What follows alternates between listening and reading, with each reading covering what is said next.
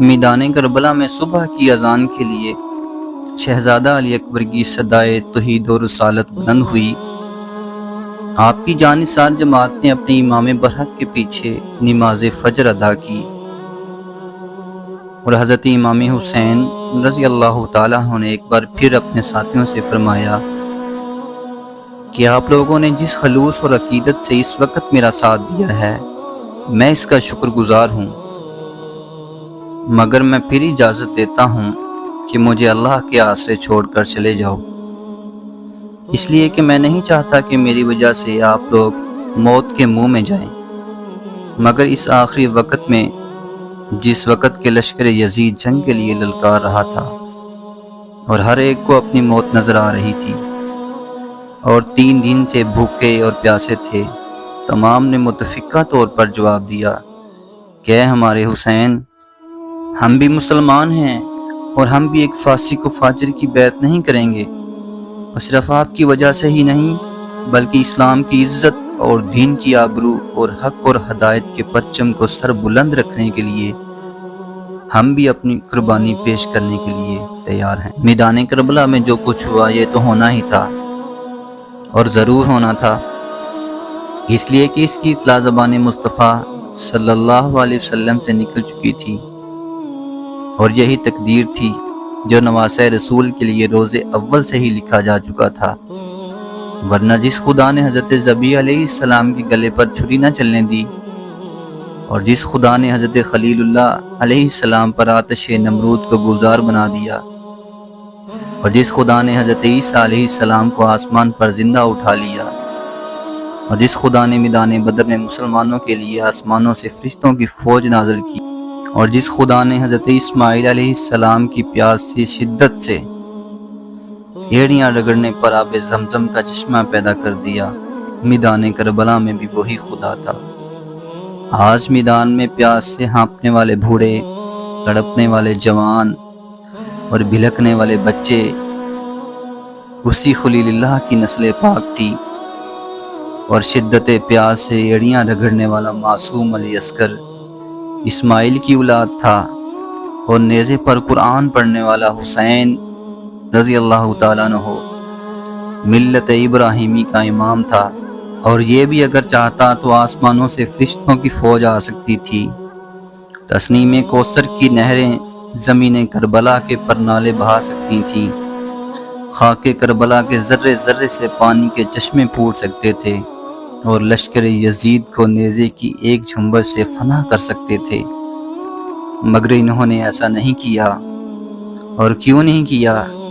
اس لیے کہ فرمان مصطفیٰ جھوٹا نہ ہو جائے اور نوشہ تقدیر غلط نہ ہو جائے، اور یہی وجہ کہ جب میدان کربلا میں جعفر نامی جن نے عرض کی کہ آقا اگر حکم ہو تو لشکر یزید کو ایک دام میں تباہ کر دوں، تو صابر امام نے جواب دیا کہ اے جعفر، تمہاری اس ہمدردی اور غمگساری کا شکریہ، مگر میں تمہارے ہاتھوں اپنے نانے کی امت کو نہیں مروا سکتا۔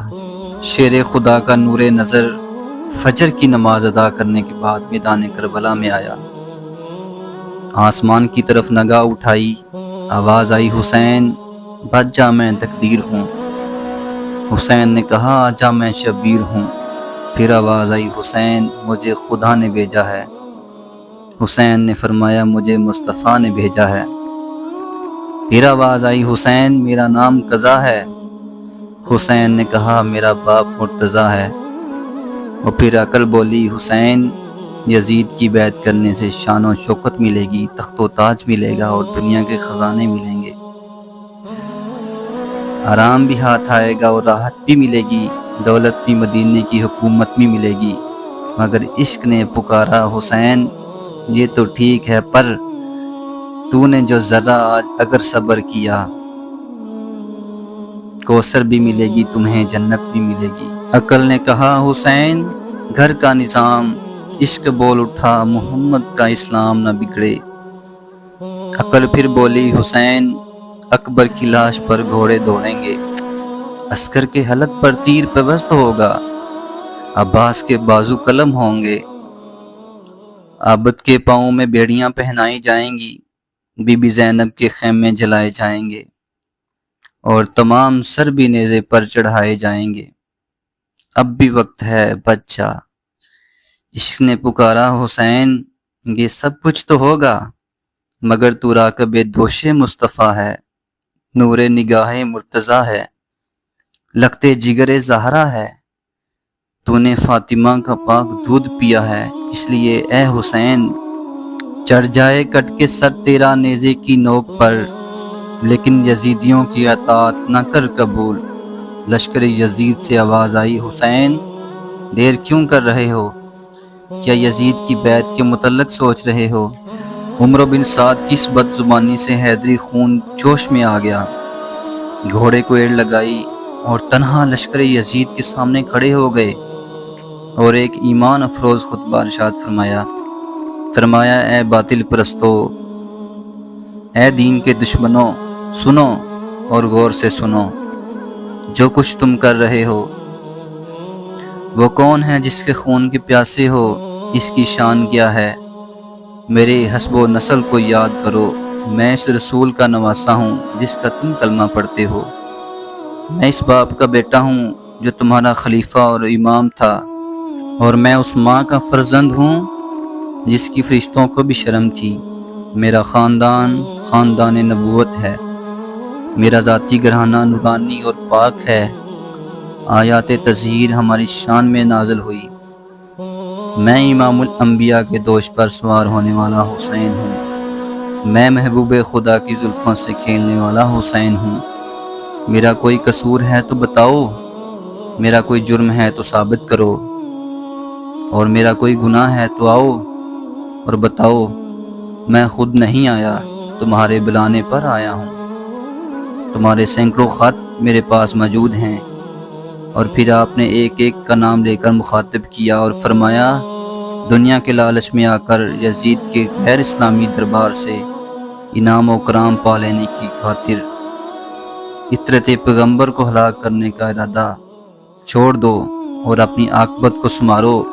ہاں، تمہاری نظر میں اگر میرا قصور ہے تو یہ کہ میں یزید کی بیعت نہیں کرتا اور ایک فاسق و فاجر کے آگے سر نہیں جھکاتا، تو سن لو، میں اپنا سب کچھ قربان کر دوں گا، بھوک اور پیاس برداشت کر لوں گا، اکبر اور عسکر کو ہنس کے نثار کر دوں گا اور خود بھی نیزے پر چڑھ جاؤں گا، مگر فاطمہ کے لال سے یہ توقع نہ رکھو کہ وہ بھوک اور پیاس، خوف و ہراس اور قتل اولاد کے ڈر سے یزید کی بیعت کرے گا، اور محبوب خدا کا پیارا حسین ہے، یہ علی کے دل کا سہارا حسین ہے، اور فاطمہ کی آنکھوں کا تارا حسین ہے، اور یہ مصر و شام کے شاہی محلوں میں نہیں اور روم و ایران کے سنہری تخت پر نہیں، بلکہ عراق کے بیاباں میں کھڑا ہے، کوفہ کے ریگستان میں کھڑا ہے، کربلا کے میدان میں کھڑا ہے، اور ان کے سامنے کھڑا ہے جو اس کے نانے کا کلمہ پڑھتے ہیں،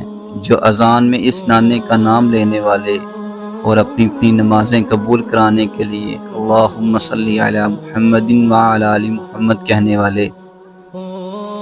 یہ اس عراق میں کھڑا ہے جس کا دارالخلافت تھا، اس کوفہ میں کھڑا ہے جس کی جامع مسجد کا امام اس کا باپ تھا، ان کے سامنے کھڑا ہے جو اس کے باپ کے مقتدی تھے، اور کربلا کے اس میدان میں کھڑا ہے باطل کے مقابلے میں حق کا علم لہرانے کے لیے کھڑا ہے، اور نیزے پر چڑھ کر قرآن سنانے کے لیے کھڑا ہے۔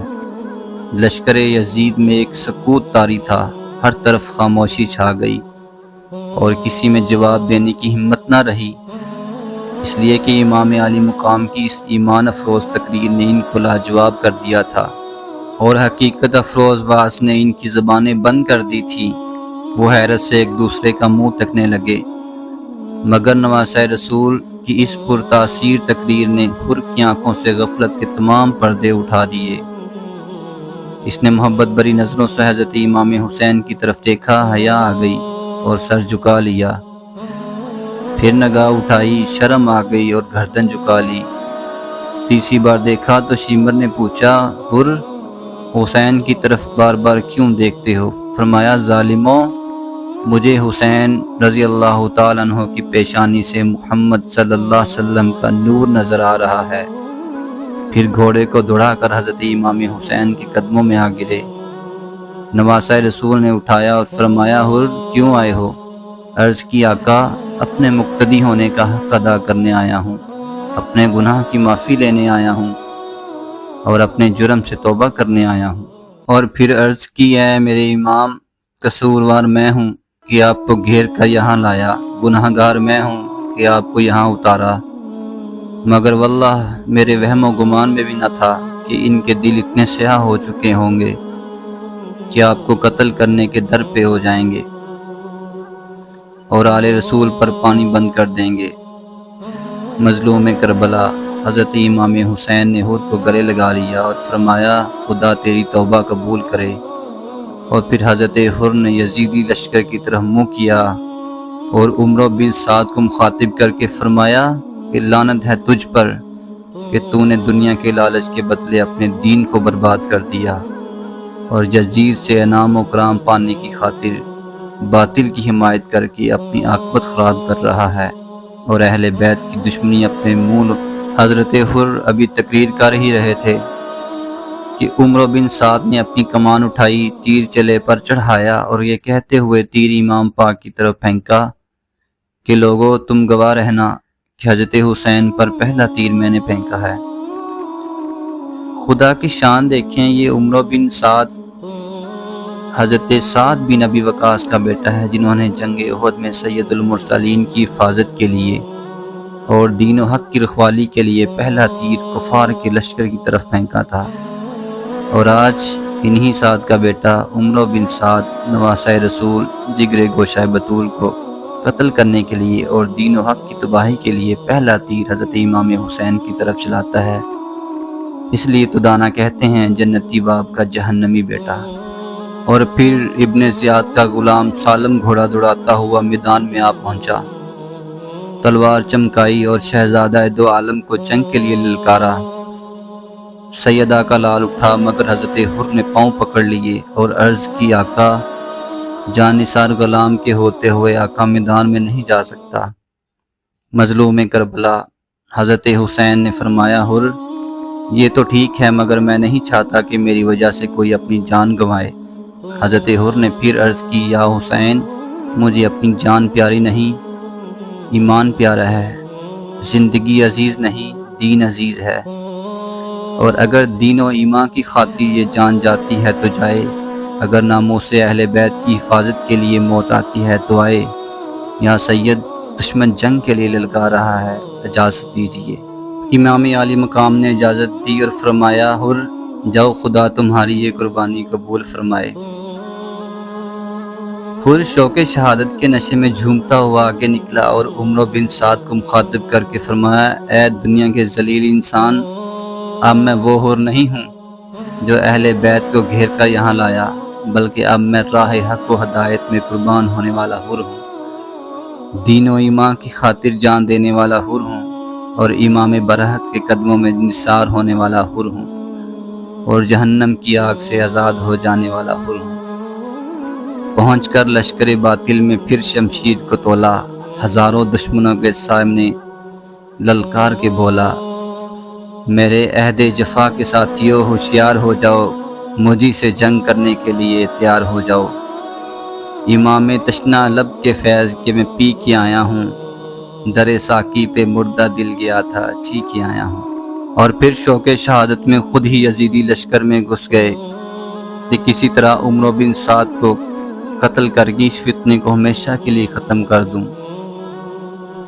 یزیدی لشکر میں ہلچل مچ گئی اور حر کے ایک ایک حملے سے کئی یزیدی گرتے تھے، اور پھر دشمنوں نے مل کر حملہ کیا، تیروں کی بارش اور تلواروں کی بوچھار سے حر زخموں پر زخم کھا رہا تھا مگر لڑتا جا رہا تھا، آخر بے ہوش ہو کر گر پڑا۔ عمر بن سعد پکارا حسین اپنے نئے غلام کی لاش لے جاؤ۔ حضرت حسین رضی اللہ تعالیٰ عنہ حر کے پاس گئے اور فرمایا مرحبا۔ حر نے آنکھیں کھولیں اور پھر آخری بار اپنے آقا کو دیکھا اور قدموں میں جان دے دی۔ انا للہ و انا الیہ راجعون۔ حضرت حر کی قربانی کے بعد حضرت وہب بن عبداللہ کلبی نے حضرت امام حسین رضی اللہ تعالیٰ عنہ سے میدان میں جانے کی اجازت طلب کی۔ یہ اپنے قبیلے کا خوبصورت جوان تھا جس کی شادی کو بھی ابھی 15 دن ہی ہوئے تھے، اپنی تمام امنگوں سے منہ موڑ کر، اپنی تمام تمناؤں کو خاک میں ملا کر اور دنیا کی ہر خواہش کو پسے پشت ڈال کر اور اپنی نئی نویلی دلہن کے سہاگ کا بھی کوئی خیال نہ کرتے ہوئے ناموس اسلام کی خاطر قربان ہونے کے لیے تیار ہو گئے۔ شہزادہ کونین نے حضرت وہب کا شوق شہادت دیکھا تو اجازت دے دی، اور پھر حضرت وہب نے امام کے قدم چومے، ماں کے پاؤں کو بوسہ دیا اور بیوی کے سر پر ہاتھ پھیرا اور گھوڑے کو اشارہ دیا، اور پھر دشمنوں کے آگے ڈٹ گئے۔ سر پر لوہے کا خود تھا اور ہاتھ میں فولادی شمشیر، پشت پر ڈھال تھی اور دوسرے ہاتھ میں نیزہ۔ محکم بن طفیل ایک شامی شہسوار مقابلے میں آیا اور پھر وہ 2 تلواریں لہرائیں اور ٹکرائیں، نیزے ابھرے اور چمکے۔ وہب نے گھوڑے کو ایڑ لگائی اور بجلی کی طرح اس کے سر پر پہنچا، اور پھر فولادی شمشیر اٹھی اور محکم کے سر پر گری۔ وہ خاک پر تڑپنے لگا۔ یزیدی لشکر میں خاموشی چھا گئی اور حیرت سے ایک دوسرے کا منہ تکنے لگے کہ اب کون مقابلے میں آئے۔ حضرت وہب نے نیزہ ہلا ہلا کر للکارا کہ یزیدی کتو آؤ اور حسین کے شیر کا مقابلہ کرو۔ جب کوئی بھی مقابلے میں نہ آیا تو کہ شہادت میں خود ہی بھوکے شیر کی طرح قلب لشکر میں جا پہنچے۔ یزیدی بھیڑوں میں کھلبلی مچ گئی اور عمرو بن سعد پکارا، بہادرو، تمہیں کیا ہو گیا ہے کہ تم حسین ابن علی کے ایک ساتھی کا بھی مقابلہ نہیں کر سکتے؟ پھر تمام نے مل کر حضرت وہب پر حملہ کر دیا۔ ایک تیر آپ کے گھوڑے کی پیشانی پر لگا، گھوڑا گر پڑا۔ حضرت وہب پیادہ ہی لڑنے لگے، زخموں پر زخم کھا رہے تھے مگر ثابت قدم رہے، اور اس حالت میں 40 یزیدی کتوں کو قتل کر دیا۔ آخر ایک تیر آپ کے سینے میں لگا، بے ہوش ہو کر زمین پر گر پڑے، اور دشمن نے موقع دے کر فوراً آپ کا سر تن سے جدا کر دیا۔ انا للہ و انا الیہ راجعون۔ عمرو بن سعد نے آواز دی، حسین، اپنے دوسرے ساتھی کی بھی لاش لے جاؤ۔ وہب کی ماں یہ نظارہ دیکھ رہی تھی، دوڑی اور اپنے بیٹے کا سر جھولی میں ڈالا، کلیجے سے لگایا اور پھر دلہن کی گود میں ڈال دیا۔ دلہن نے اپنے سر کے والی کا سر اپنی گود میں دیکھا تو ایک چیخ ماری اور اپنی جان دے دی۔ انا للہ و انا الیہ راجعون۔ حضرت وہب کی شہادت کے بعد نواسہ رسول کے جان نثار ساتھی، وفادار غلام اور فداکار خادم یکے بعد دیگر ناموس اسلام کی حفاظت اور حق و صداقت کی رکھوالی کے لیے اپنے اپنے جوہر دکھاتے ہوئے اللہ کی راہ میں شہید ہو گئے۔ حضرت علی کے نور نظر کے ان وفادار غلاموں پر ہزاروں سلام۔ کوفہ کے اس ریگستان میں اب ظاہر کوئی یار و مددگار نہ تھا۔ حضرت امام حسین کے تمام جان نثار ساتھی ایک ایک کر کے مارکہ حق و باطل میں اللہ کی راہ میں شہید ہو چکے تھے، مگر آپ خیموں میں تشریف لائے تو دیکھا حضرت زین العابدین تیغ حیدری ہاتھ میں لیے میدان جنگ میں جانے کے لیے تیار کھڑے ہیں۔ بخار سے جسم جلس رہا ہے، نکاہت سے پاؤں لڑکھڑا رہے ہیں اور سارا بدن کانپ رہا ہے، مگر نانے پاک کی آن پر جان دینے کے لیے باپ سے اجازت طلب کر رہے ہیں۔ بابا نے اپنے بیٹے کو سہارا دیا اور فرمایا، بیٹا، تم جانتے ہو کہ آج اس میدان میں کربلا میں ہمارے لیے موت کے سوا اور کچھ بھی نہیں ہے۔ تمہارے سامنے جو کچھ ہوا وہ تم دیکھ چکے ہو۔ امام عالی مقام نے کہا، بیٹے، اگر تم شہید ہو گئے تو پھر ان پردہ داروں کو مدینے کون پہنچائے گا؟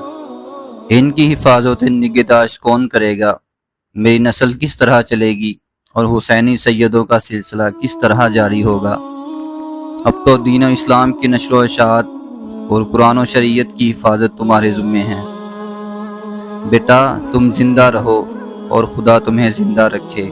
اور دیکھو بیٹا، کوئی صبح ایسی نہیں جس کی شام نہ ہو، اور کوئی دن ایسا نہیں جس کی رات نہ ہو۔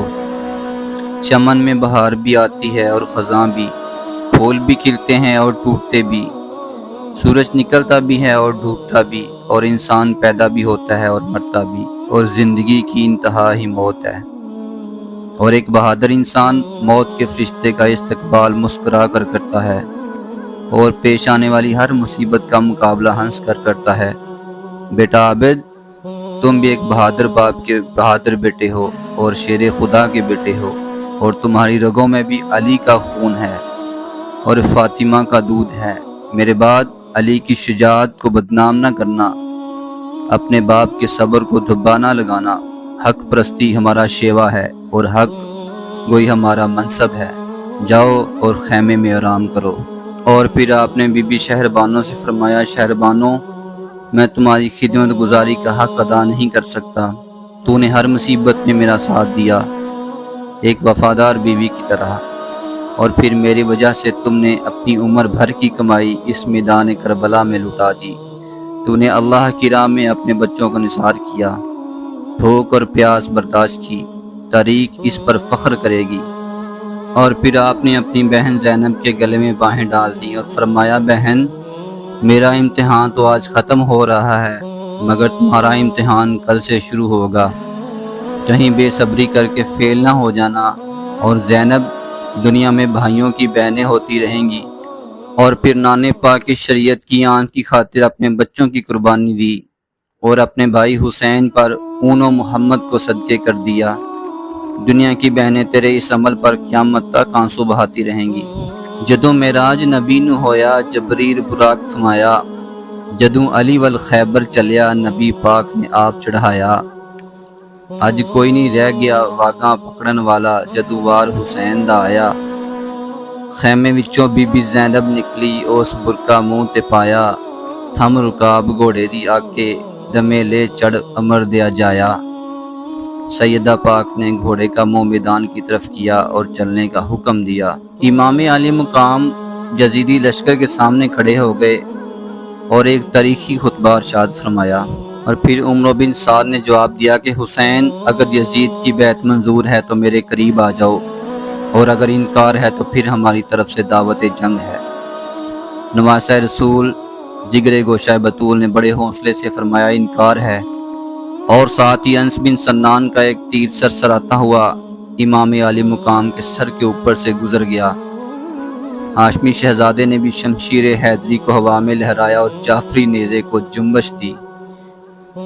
انس بن سنان بڑے تکبر و غرور کے ساتھ تلوار چمکاتا ہوا مقابلے کو آیا، مگر ابھی وہ سنبھلنے بھی نہ پایا تھا کہ تیغ علی نے اس کے 2 ٹکڑے کر دیے۔ اور پھر اس کا بھائی غصے میں کانپتا ہوا آیا اور بڑے ہی تکبرانہ انداز سے بولا کہ میں شام و عراق کا شہ سوار ہوں۔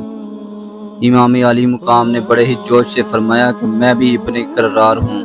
اس نے تلوار ماری، امام علی مقام نے ڈھال پر روک لی، اور پھر ابن علی نے نیزہ مار کر سینے سے پار ہو گیا اور اس کی لاش بھی خاک و خون میں تڑپنے لگی۔ اور پھر یکے بعد دیگر 8 یزیدی میدان میں آئے، لیکن وہ بھی واصل جہنم ہو گئے۔ عمرو بن سعد نے تیغ علی کی جب یہ کاٹ دیکھی تو اللہ کے شیر کے اس شیر کا انداز جنگ دیکھا تو اپنی عادت کے مطابق پکار اٹھا کہ ساتھیو، اگر ایک ایک کر کے حسین ابن علی کے سامنے جاؤ گے تو لڑائی کبھی ختم نہیں ہوگی اور فیصلہ اہل بیت کے حق میں ہوگا۔ اٹھو اور ہمت کرو اور سب مل کر حملہ کرو۔ اور پھر ہر طرف سے تیروں کی بارش ہونے لگی، تلواروں کے وار ہونے لگے اور نیزوں کی بوچھاڑ ہونے لگی۔ مگر قربان جاؤں میرے آقا حسین تیری شجاعت کے صدقے، تیری بہادری کے، اور جان نثار جاؤں تیرے عزم و استقلال کے، تو نے ابن علی ہونے کا حق ادا کر دیا۔ تیری شمشیر تھی کہ قہر الہی جس ہمت بھی اٹھی تباہ کر گئی۔ علی کا لال بھی لشکر یزید پر بپھرے ہوئے شیر کی طرح لبکا اور شجاعت و بہادری کے وہ جوہر دکھائے کہ فرشتے بھی حیران رہ گئے۔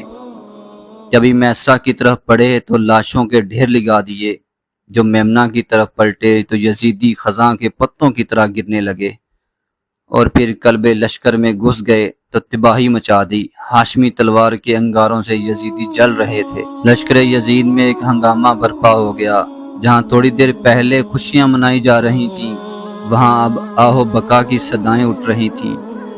جہاں تھوڑی دیر پہلے خوشی و مسرت تھی، وہاں اب قہرام مچا ہوا تھا، اور جہاں پہلے اپنی قوت و طاقت پر ناز تھا، وہاں اب مایوسی و نامیدی تھی۔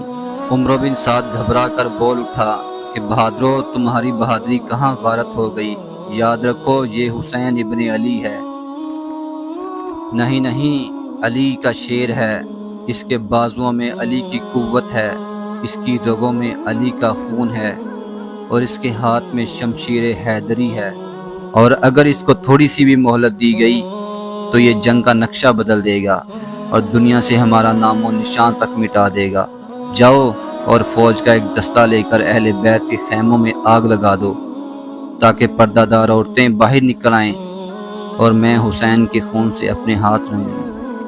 فاطمہ کے لال نے ڈانٹ کر کہا، عمر بن سعد خبردار، ابھی حسین ابن علی زندہ ہے، ایک دستہ تو کیا تیرے سارے لشکر بھی یہ ہمت نہیں کر سکتے، وہ ناموس رسالت کی طرف آنکھ اٹھا کر بھی نہیں دیکھ سکتے۔ دشمنوں کا گھیرا تنگ ہوتا گیا اور امام علی مقام کی شہادت کا وقت قریب آتا گیا، مگر لشکر یزید کے اس خطرناک گھیرے میں بھی سید کا لال پورے عزم و استقلال اور ثابت قدمی سے ڈٹا ہوا تھا، اور آپ کی تلوار جدھر بھی جیتی صفیں کی صفیں الٹ دیتی۔ چمکی جو خود سر پہ تو سر سے نکل گئی، مثل قرار سب کے جگر سے نکل گئی، سینہ میں دم لیا تو کمر سے نکل گئی، حیران تھا خود بدن کے کدھر سے نکل گئی۔ اور آخر کار خولی نے ایک تیر چلایا جو امام پاک کی پیشانی میں لگا، اس پیشانی پر جو نبی صلی اللہ علیہ وسلم کی بوسہ تھی، جس کو علی چومتا تھا اور جس کو فاطمہ بوسہ دیا کرتی تھی۔ آپ کو چکر آ گیا۔ عمر بن سعد نے سمجھا کہ زخم کاری ہے، دوڑ کر سامنے آیا، مگر وہ یہ نہیں جانتا تھا کہ زخمی شیر اور بھی خطرناک ہوتا ہے، اور پھر اللہ کے شیر کا شیر اور ہاشمی کا چھار کا شیر۔ آپ نے عمر بن سعد کو سامنے آتا دیکھا تو ڈانٹ کر فرمایا، دور ہو جا میری آنکھوں سے کمینے۔ وہ بدبخت پیچھے ہٹ گیا اور شمر سے کہا کہ دیکھتے کیا ہو، اب وقت ہے، ہمت کرو اور اپنے دستے کو لے کر ٹوٹ پڑو۔ شمر نے اپنے 100 سواروں کے دستے سے حسین ابن علی کو نرغے میں لے لیا، مگر اس وقت شیر خدا نے ان تمام کو بھی فنا کر دیا، اور شاید اس مارکہ حق و باطل کا فیصلہ قیامت تک بھی نہ ہوتا کہ شمر نے ایک چال چلی اور بلند آواز سے پکارا کہ دیکھو بھائی کی محبت میں زینب خیمے سے باہر آ گئی۔ امام علی مقام نے پلٹ کر دیکھا تو زارا بن شارک نے برچھے کا وار کر دیا، جس سے آپ کا بایاں بازو کٹ گیا۔ گھوڑے نے جب سمجھا کہ میرا سوار میری زین سے فرش پر گرنے والا ہے تو اس نے بڑے ہی ادب کے ساتھ گھٹنے ٹیک دیے۔ امام علی مقام فرش پر گر پڑے تو خولی آگے بڑھا اور سر قلم کرنا چاہا، مگر ہاشمی شیر کی ہیبت اور حیدری جلال کے رعب سے لرزہ طاری ہو گیا اور زمین پر گر پڑا۔ پھر شمر آگے بڑھا اور آپ کے سینے مبارک پر سوار ہو گیا، جس کو نبی اپنی آنکھوں سے لگایا کرتے تھے، جس کو علی بوسہ دیا کرتے تھے اور جس کو فاطمہ چوما کرتی تھی۔ جمعہ کا دن تھا اور نماز جمعہ کا وقت ہو چکا تھا، اور شمر حضرت فاطمہ کے لال کے سینے پر سوار تھا۔ امام علی مقام نے پوچھا کون سا وقت ہے؟ تو شمر نے جواب دیا کہ جمعہ کی اذانیں ہو رہی ہیں۔ جگرے گوشہ بطول نے فرمایا ذرا ٹھہر جا، میں بارگاہ الہی میں 2 فرض ادا کر لوں۔ خون سے وضو تو کر ہی چکے تھے، قبلہ رخ ہو گئے اور خنجر کے سائے میں 2 رکعت نماز ادا کرنے لگ گئے، اور پھر ادھر کوفہ کے ریگستان میں اللہ اکبر کی صدائیں بلند ہوئیں، اور ادھر شمر نے فاطمہ کے لال کے گلے پر خنجر چلا دیا، اور اس طرح امام علی مقام کربلا کے میدان میں شہید ہو گئے۔ انا للہ و انا الیہ راجعون۔ غرور ٹوٹ گیا کوئی مرتبہ نہ ملا، غرور ٹوٹ گیا کوئی مرتبہ نہ ملا، ستم کے بعد بھی کچھ حاصل جفا نہ ملا۔ سر حسین ملا ہے یزید کو لیکن شکست یہ ہے کہ پھر بھی جھکا ہوا نہ ملا۔